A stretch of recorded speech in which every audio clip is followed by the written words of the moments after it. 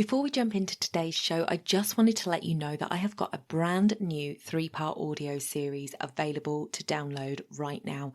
If you head over to donnaeid.com/3-part audio, that's all one word, no spaces, you can download your How to Build Your Authority with Podcasting audio series. This is going to address guesting and hosting. So if you're interested in either of those and you want to know how to build your authority, head over to donnaeid.com/3-part audio. The link will be in the show notes. You're listening to the Mindset and Action Podcast, the place to be to grow and streamline your business. I'm your host, Donna Eid. Let's jump into the show.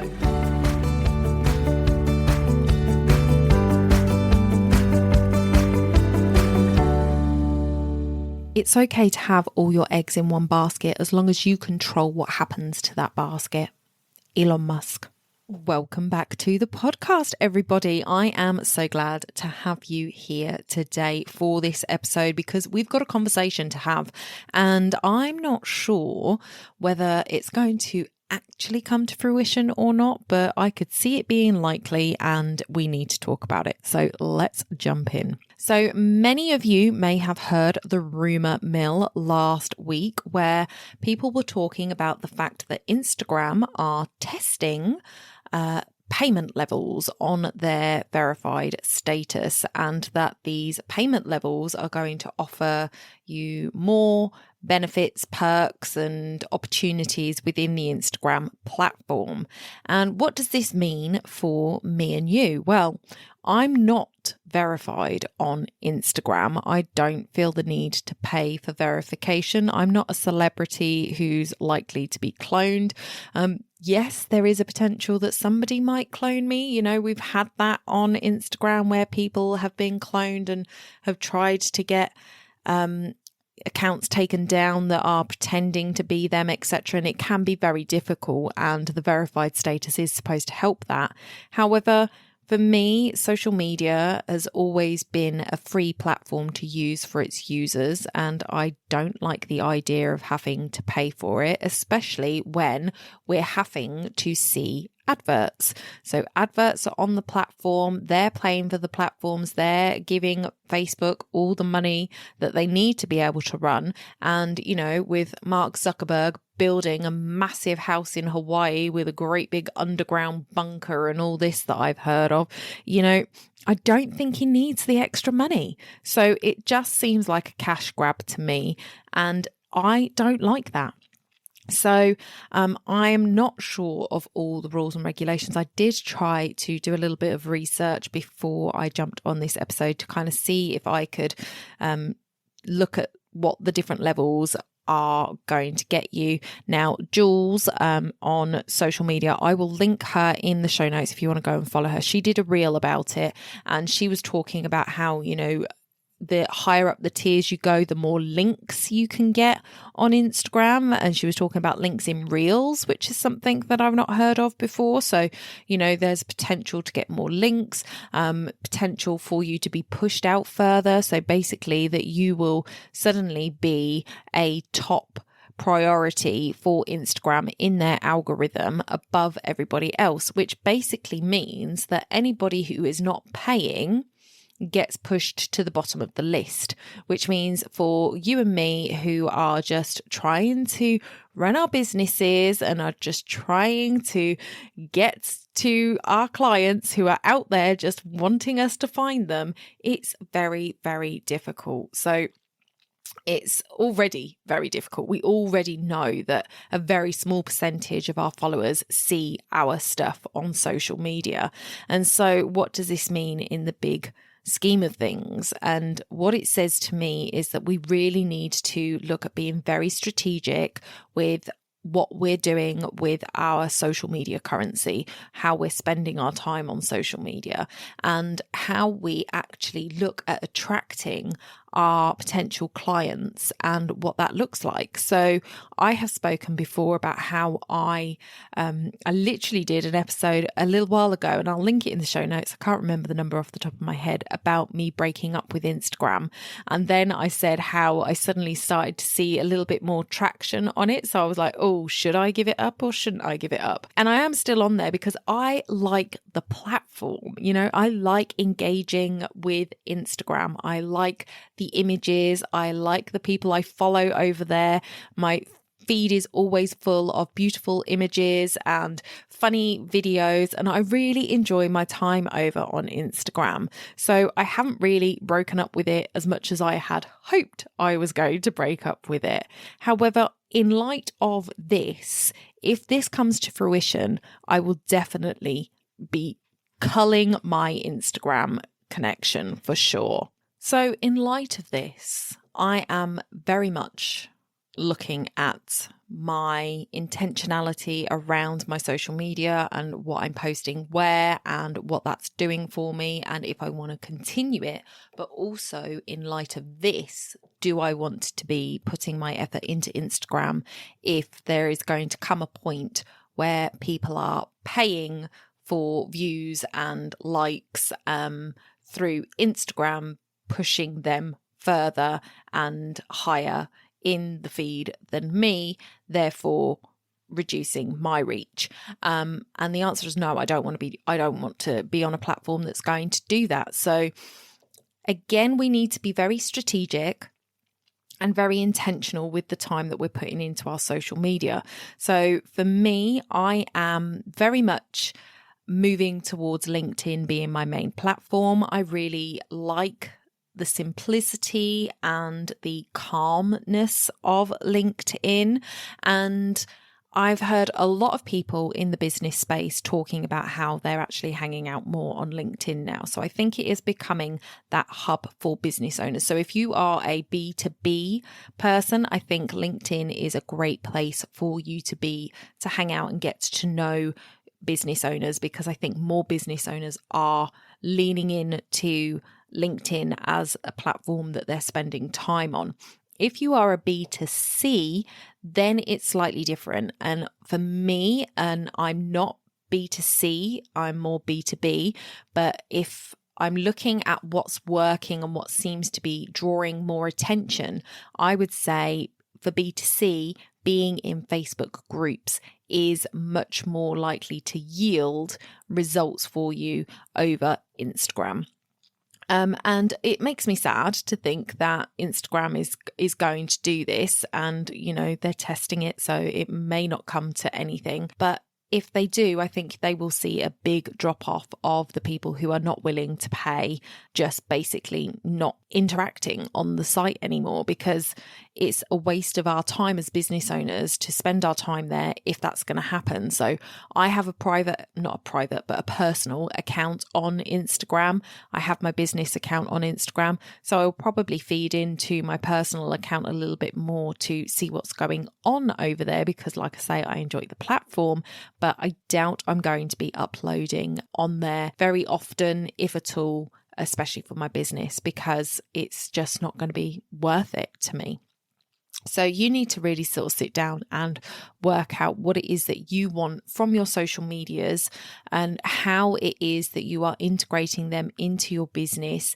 Is it something you're doing because you just enjoy doing it? Is it something you're doing because you're getting a result from it? So you need to really sit down and analyze the social media platforms that you're on. And I'm somebody who loves the data. So for me, I actually keep a log, and I'm going to pull it up now while I'm speaking to you, but I actually keep stats of my social media. So I will go over to my social media plan, pull that up, and I have got stats on my followers, and I can see that from May last year to May this year, well, obviously we're in May, so I'm not quite at the end of the year. I suppose I am, yeah. So my followers have gone from 1,300. So May, at the end of May, it was 1,399, and I'm now at 1,500. So I've basically grown by 100 followers in a year. Is that a great use of my time? I'm not sure it really is. And obviously our followers aren't even the ones that are getting pushed our stuff most of the time. It's kind of just going out on an algorithmic basis. So therefore some of your followers may see it, maybe they don't. But looking at it, I have seen growth on there in regard to the accounts reached, but it's sporadic. So for example, back in January, I had accounts reach 1,500, then it dropped down to 500 and 800 in the following 2 months. Yet I keep a note of my content. So if I slide over, I can see that when I had that 1,500, I put out 8 posts, I put out 132 stories, 11 reels, and I didn't do any lives. So that was the 1,500. Then it dropped down to 500 and I put out 6 posts, so 2 less posts. I did 77 stories, so my stories dropped quite dramatically, and then 7 reels. Okay, so my reels dropped by 3 over the course of a month, but it dropped me down over 1,000 accounts being reached.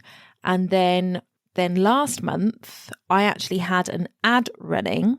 So I've got an ad running to one of my podcast episodes. So there is some that's coming from ads. So content, I have got the breakdown for my content interactions. I got 6.7% from ads of 163. So my content interactions were 163 and I got 6.7% of that from ads. So ads only formed a small part of the content interactions. The accounts reached is probably that high because of the ads. So of the accounts reached, the ad accounts were probably a lot higher. But I did 84 stories, so still low on the stories compared to that first month, 6 posts and 16 reels. So I did 5 extra reels, to that first number that we were speaking about. Yeah, I doubled. So just by paying for ads, and these ads are like I'm spending £1 or £2 a day on this ad, I have more than doubled my accounts reached. It has increased, it's not really increased my content interaction at all, because if I look back at that first month I was talking about, 1,500, I got 160 content interactions, and last month I got 163. So I only got 3 more interactions, and 6.7% of those came from ads. So actually my content interactions, if you take the ads off, was even less. And I did 16 reels. So it's all a bit of much of a muchness. I'm not seeing any particular spikes, any particular patterns in, what I'm doing.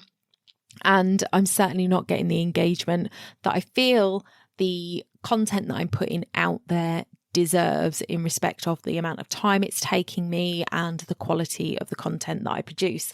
So to me, it's like, is that really where I want to be spending my time? So just to give you an alternate view on LinkedIn, for example. So if I look back at my December on LinkedIn, and of course, December is a slow month because we're shutting down for Christmas. So there's a lot less stuff happening on there. So let's not choose that one. Let's go for January. January, I had 3,554 impressions. That was up by 66% on the previous numbers.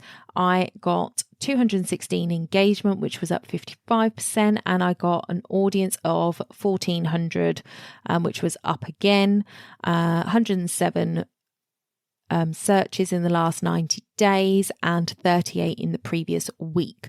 So those were my stats for January. Then in April, my stats were 4,453 impressions. So that was almost 1,000 more impressions that month. I got 393 engagements. So that's 180 something, 170 something extra engagements. My audience was up by over 100. My search results, I almost 100 more search results in the previous 90 days, and the previous searches in the previous week were 38 as well. So same on that. I started a newsletter in February, And in February, I got 168 subscribers and it's now at 233 subscribers. So I have gained 233 people onto my newsletter subscription in 3 months. And that's more than the subscribers I got to my Instagram account in the last year, double, in fact. So to me, this sounds much more appealing and much more likely to have an effect for me. So those are just some of the stats that I kind of look at, and I keep them on a monthly basis. I'm also keeping an eye on my my Pinterest stats. So that's something I'm going to come back and do an episode on Pinterest at a later date when I've got more data to share with you and to just really explain how I'm using it and how it's working for me. So good or bad, I will come back in a few months with that information for you. But yeah, I just really wanted to draw your attention to this potential change in Instagram, and again, draw you back to your strategy and how you are actually attracting your clients into your business. I would much rather have something that I owned, like a podcast or a blog, that is mine, that I can have control over the distribution of it, and then use things like Pinterest, which is a search engine, to promote that, and use social media as a tool to promote those things that I own, rather than building these large communities on your social media accounts. A little bit different with Facebook groups, because obviously that is a group, but at the end of the day, Instagram is part of Meta. They could change things in an instant, and suddenly groups won't work either. So it's just really important to sort of have your exit strategy in place. Like, if Facebook was to just change its rules and all of a sudden, if you have a group, you need to pay to host that group or something of the like, how would you get your members out of there and where would you take them? So for example, I have a really good friend of mine who has a wonderful Facebook group, and a little while ago she requested everybody's email address, and it's a small group and she pretty much knows everybody in person, like either to have had a Zoom conversation with them, or somebody in the group who she does know knows them, and that's why they're in the group. So it's a very tight-knit community. So her putting that out was a little less maybe abrasive than it might be if it came into a group that had like 5,000 people and the host of that group came in and asked for it, because you might not even really know the host of the group very well. But she just said, look, she'd had an issue with her Instagram account, had been hacked, and she was struggling with getting that back, and there was some things with Facebook, and she was just like, look, if this group ever disappears for any reason, or I get hacked and I can't get back in, I want to be able to connect with you, so please let me have your email address. And so we signed up for her weekly email so that she has that as a backup if anything went wrong. And she has that exit strategy in place. I think it's really important to have that when it is a platform that you don't own. So for me, when people come into my group, I ask them if they would like to get notifications of my podcast, and they can drop their email in there, and then they go on my list, and then I will send them the weekly email. But if the group disappeared for any reason, I've got most of the people in there's email addresses, and obviously they don't have to give me their email address to get into the group, but it's my safeguard against Facebook doing what Facebook can do, which is basically what it likes, because they own the platform. So I really sort of wanted to bring this to your attention. If you haven't heard of it, what do you think about it? What are your feelings on it? Do you use Instagram a lot in your business? Do you use other social media platforms? Is this going to be something that there is then put out into the other social, they own Facebook. So is it going to be something that comes over to Facebook as well with this tiered system? So, there's lots of unknowns at the moment when it comes to it, but I really wanted to kind of draw this to your attention if you haven't been aware of it, and ask you to think about your exit strategy from social media in case anything like this does happen. And, you don't want to be shouting in the wind and not being heard. And I think a lot of us feel that way already on Meta platforms, that you're sort of shouting and not getting heard. So what is the answer? To me, the answer is this podcast, and it's my email list, and it's my website. My website, I have a community there that I can grow if I need to.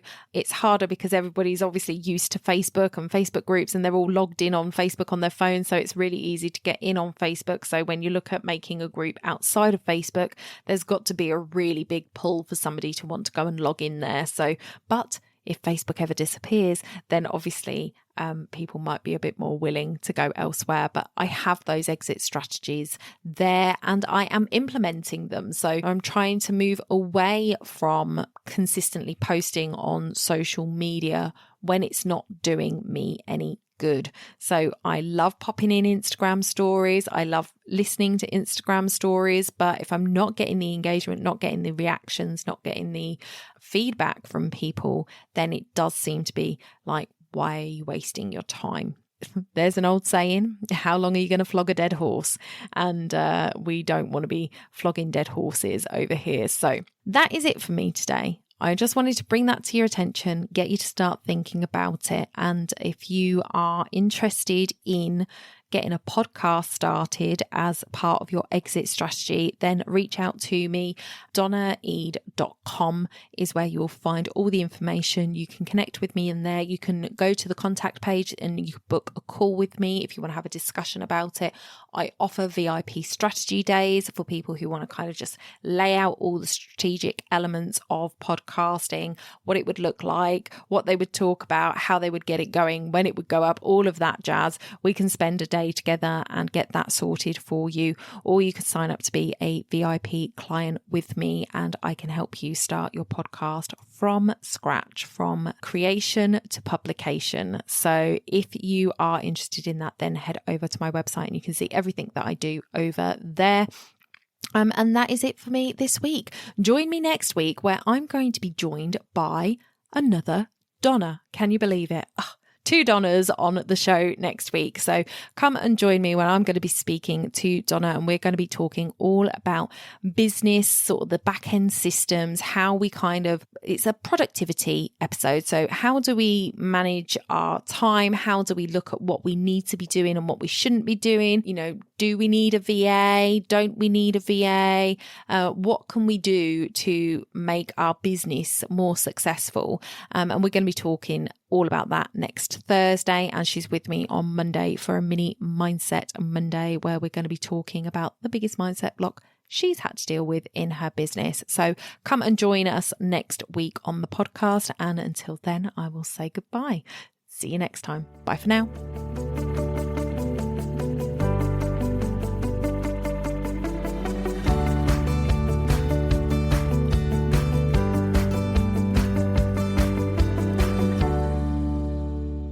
Don't forget to hit those stars and leave a review of the podcast where you listen if you found value in what you heard today. It's a free way you can help the podcast reach more people just like you.